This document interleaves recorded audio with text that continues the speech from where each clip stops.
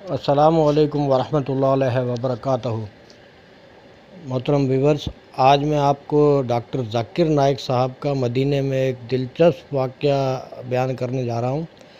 یہ واقعہ ڈاکٹر ذاکر نائک صاحب کے ساتھ پیش آیا تھا غالباً 2006 اور 2006 یا 2007 کا واقعہ ہے، جب ڈاکٹر ذاکر نائک صاحب ایک گروپ کے ساتھ مدینے میں آئے تھے، اور انڈیا کا وہ گروپ تھا۔ اس میں مسجد نبوی شریف میں، اصل میں مسجد نبوی شریف کے تہہ خانے میں کام کاج میں کچھ دیر ہو گئی تھی تو جماعت نکل گئی تھی، تو میں تہہ خانے سے اوپر آیا تو جماعت نکل چکی تھی۔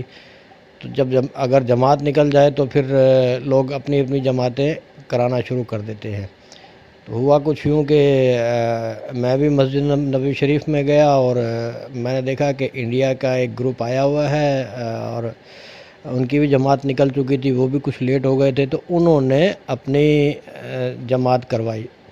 تو ڈاکٹر ذاکر نائک صاحب اس وقت بھی اتنے زیادہ مشہور نہیں ہوئے تھے، تو ڈاکٹر ذاکر نائک صاحب بھی ان میں موجود تھے، مگر میں جانتا تھا کیونکہ کچھ میڈیا پہ دیکھا کرتا تھا انہیں، تو ان کے ساتھ میں بھی کھڑا ہو گیا اس جماعت میں۔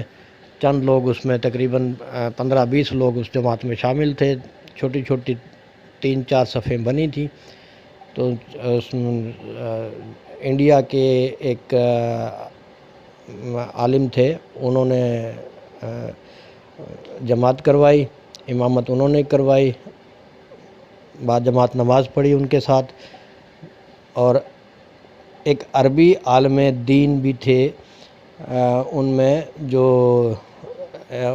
انڈیا کے پیش امام صاحب کے ساتھ ان کے پیچھے ان کی جماعت میں جو مقتدی تھے ان میں کھڑے تھے۔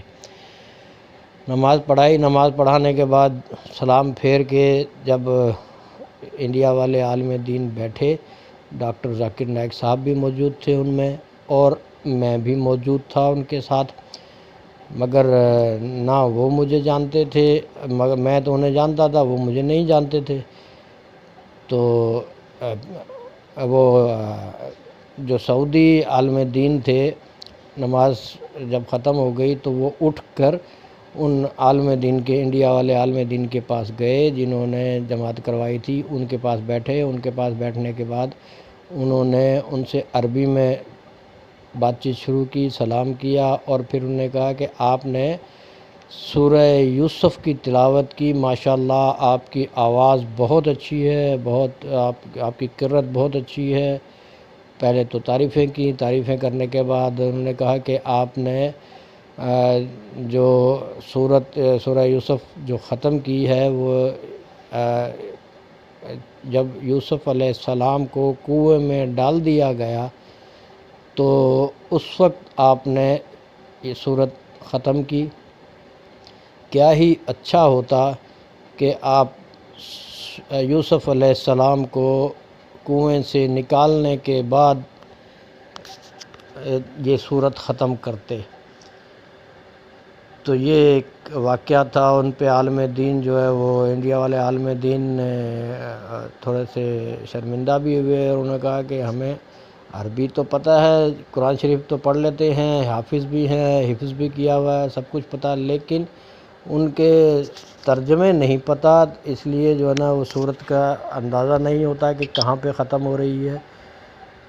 تو یہ واقعہ ڈاکٹر ذاکر نائک صاحب نے بھی ایک مرتبہ اپنے بیان میں کیا تھا، تو یہ واقعہ میرے سامنے پیش آیا تھا۔ میں بھی اس واقعے میں ڈاکٹر ذاکر نائک صاحب کے ساتھ مدینہ مسجد نبوی شریف میں اس وقت موجود تھا۔